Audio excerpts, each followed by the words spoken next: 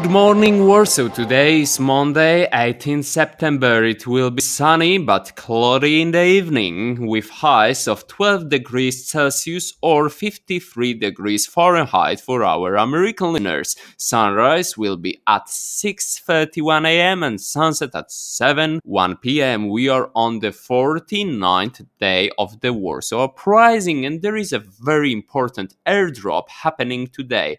Isn't there, Alina?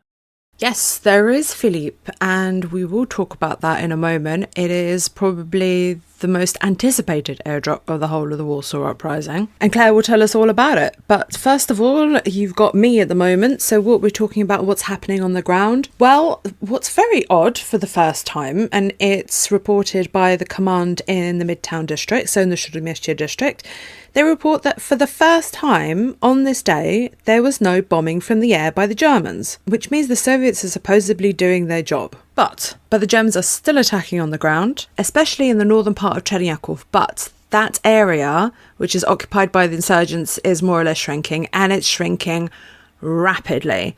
And we will come to know in the next couple of days the defeat of the Cherniakov district. Now, also at the same time, we have battles for houses, individual houses and floors of houses and buildings. The insurgents are slowly withdrawing. And we see this repetitiveness of battling literally room for room, house for house and floor for floor. We saw this specifically in the Old Town, and this is continuing more or less now in the Cherniakov district. The Soviets are shelling districts held by the Germans. So, for example, the Powiśle district, the northern part of the Old Town, the main railway station. And between 11 and 12 a.m. in the morning, they were directed at the port in Cherniakov. And this is also the day the last reinforcement group of 63 soldiers of the 9th Infantry Regiment arrive at the Cherniakov beachhead at night. And they are the last ones to land on insurgent territory. So there will be no more of these happening during the Warsaw Uprising. That's it. Also, there is a group of injured soldiers that are evacuated to the Praga bank of the river Vistula. We will hear a couple of stories of people swimming across this river, which is insanity, because the currents are incredibly strong even nowadays on the river Vistula. And they also had the risk of being shot by Germans and snipers and things like that. So it was incredibly high risk, but they do. We have heard, obviously, members of Armia Ludowa or the Polish People's Army who swam across the other way, but they are still continuing to do this, even though more and more territory is being seized by the Germans. The other very interesting thing that's happening today, there's a report by the field kitchens in the Śródmieście district, and they report that out of 44 kitchens, they're giving 14,050 meals a day. It sounds like a lot, but it's not really that much. There are still hundreds of thousands of people in the city, and a lot of them are still starving. But let's get to this airdrop. Claire, you got to tell us about it, because I know people are sitting and anticipating, who is this airdrop by? Why is it so incredible? And why is everybody so excited about it? Tell us more. Well, 18th of September dawned. It was sunny, beautiful, fine day, which was very relevant because Stalin had finally approved a US Air Force airdrop over Warsaw. And so at 2:00 in the afternoon, there was a massive American airdrop. This was actually the first and the only daytime airdrop by the Allies during the Warsaw Uprising. The American pilots and crews, they came mainly from British air bases. So they're heading into Warsaw from the west in the face of intense anti-aircraft fire. They covered an amazing 845 miles in 5 hours. Other airdrops took around 10 hours or more, so that's incredible. And just the size of this force, there were 107 B-17, so they're the flying fortresses. They're the 4-engine heavy bombers in the American Air Force. These aircraft, actually, they dropped more bombs than any other aircraft during World War II. But right now, they're not dropping bombs. They're coming over and they've got 1,170 containers full of supplies for the Home Army. And those supplies included nearly 3,000 British Sten submachine guns, 390 light machine guns, 102 pieces of British Piat anti-tank grenade launchers, over 7,000 grenades, mines, tons of plastic, tons of fuses. And in between all that was packed food, medicines, ammunition, even some small notes of encouragement as well. So it was this miraculous sight. And in fact, Paul Komorowski was there to witness it. He said, "It was the sound of cheering and shouts of joy on all sides that told me that aircraft were coming over." And Zoe also, I mean, she said on the ground, that this is Elżbieta Zawadzka, she said, "It was a complete miracle. The whole sky was filled with parachutes." And we've also, and Alina brilliantly dug up a quote from Wacław Zagorski from the Shobry 2nd Battalion. And he had just got back to his billet and was listening to a report when a sentry at the gate gave a warning of approaching aircraft. And he was right there on the ground to see what was happening. He said, "When the sentry at the gateway gave a warning of aircraft approaching, I went out to look. Straight ahead, to the north, and very high up, I saw aircraft coming over. They looked like silver birds in a blue sky, lightly scattered with little clouds. I counted 12 of them, then more and more until I lost my count. The roar of their engines grew, for they were coming straight towards us. Someone was counting them aloud. 102, 103, 104. I looked through my binoculars. They weren't German or Soviet. Then someone shouted, 'They're liberators! They're ours!' Everybody ran out in the street and scrambled upon the rubble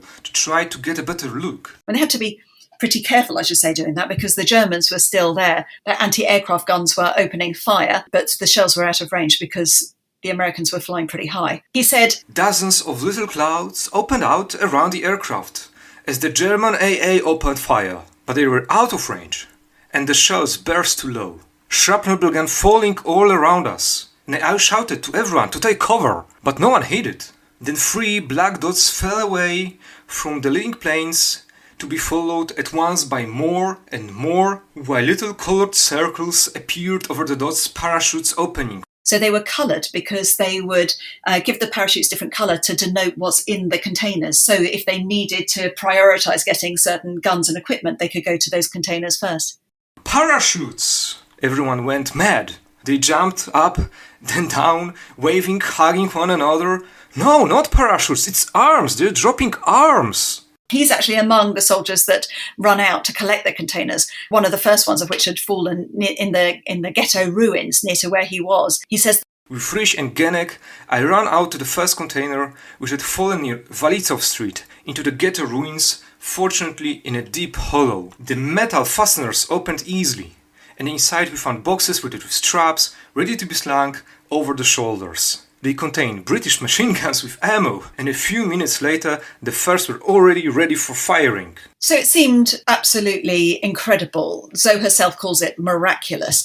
And there are lots of accounts of people like that soldier emerging from the rubble to help retrieve the supplies. And they're often crying, but with joy, and hugging one another. And it was a real morale boost. I think the people thought that if America had remembered them and the Soviets had let them fly over finally to deliver supplies, they were at last working as real allies together. There was a sense in the words of the national anthem that Poland was not yet lost. I've always thought that as those words are part of the Polish national anthem, it just shows how often Poland has been under threat, under attack. But I also want to remember now some of the American crew that were flying over this, incredible, perilous conditions. And yet just 3 aircraft were shot down out of all that mighty force. 2 of them were Mustangs. One, the pilot, J.W. Wiener, was killed, but his burial place is sadly unknown. Of the other Mustang, that was shot down after a dogfight with Luftwaffe fighters, and it crashed near a small village, Stavrono, and the pilot there,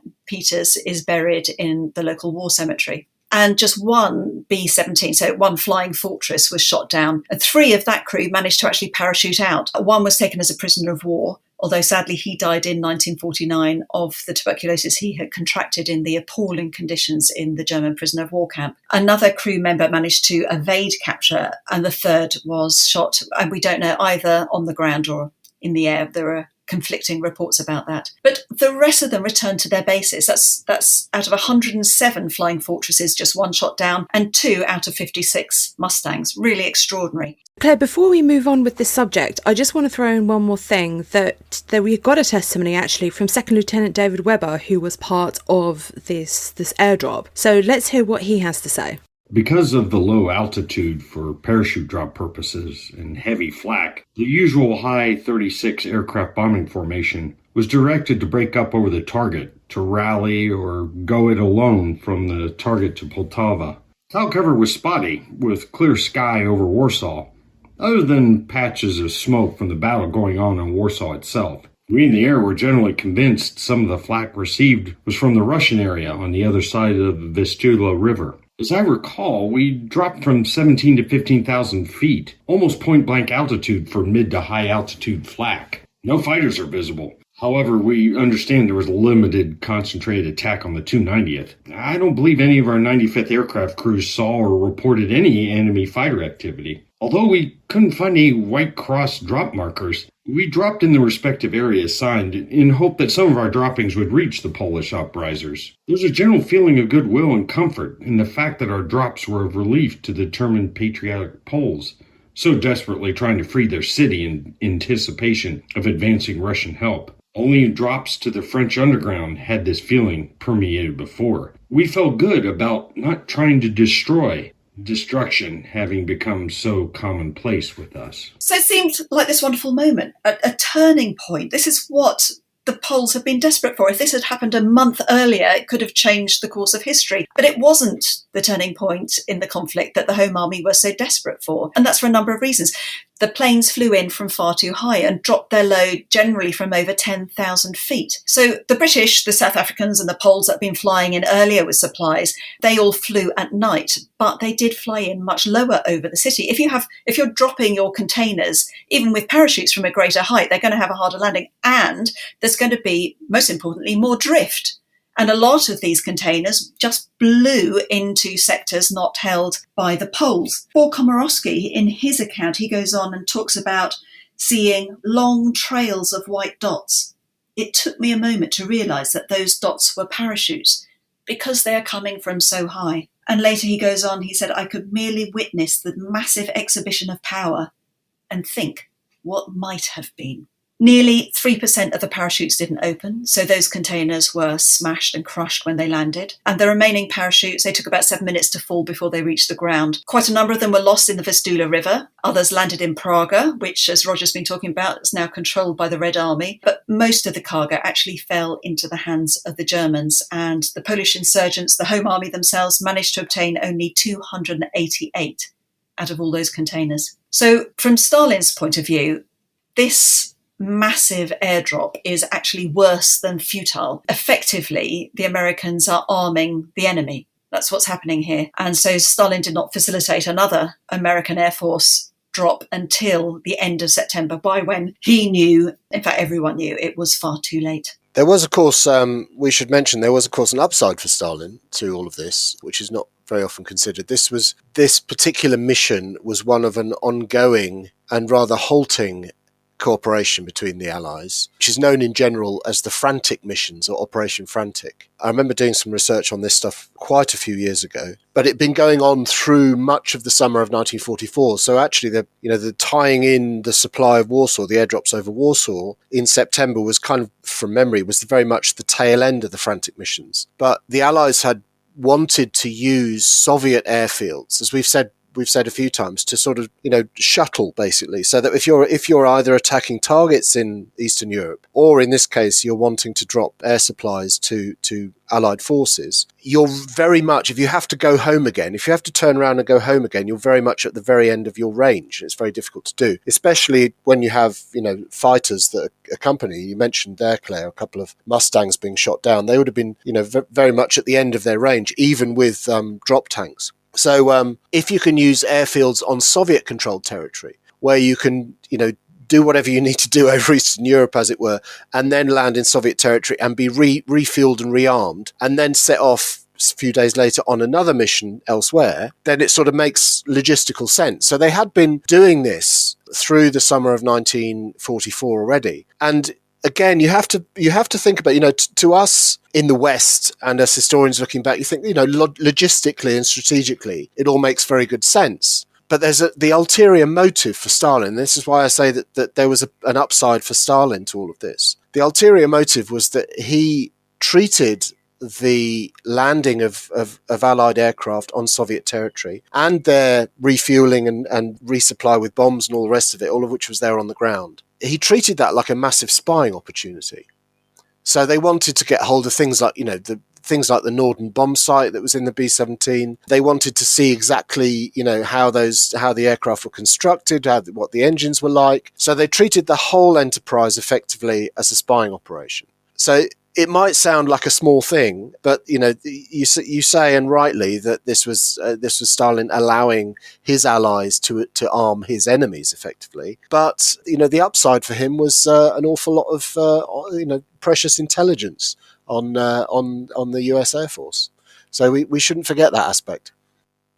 It falls to me, I think, to deal with the German accounts on this, which is all right and proper. But there's quite a useful diary account, the war diary of the German Ninth Army on the 18th of September, which has, I suppose, a quite realistic view of the situation in Warsaw. And it says, in the Warsaw area, fighting is getting tougher again. During the night, the enemy crossed the Vistula with only weak forces. This is referring to those landings of the Berling army that we've talked about, and settled on the western bank north of Żoliborz, so that's in the north. Our own counterattacks had to be suspended due to the enemy's strong artillery fire, which is interesting. So there's a reasonable amount of artillery support, if nothing else, coming from the Red Army on the eastern bank. So he talks about them having established those bridgeheads and how they're being supported fairly well by artillery fire. Later in the same account, talks about the weak forces of Polish units further south have already been eliminated. So this kind of, it's quite realistic, I think, which is interesting. It is a combat diary, so it's not for propaganda purposes, but it gives quite a realistic scenario of how things are in Warsaw on this day. Thank you so much for everyone for joining us on day 49. We will see you all tomorrow for day 50.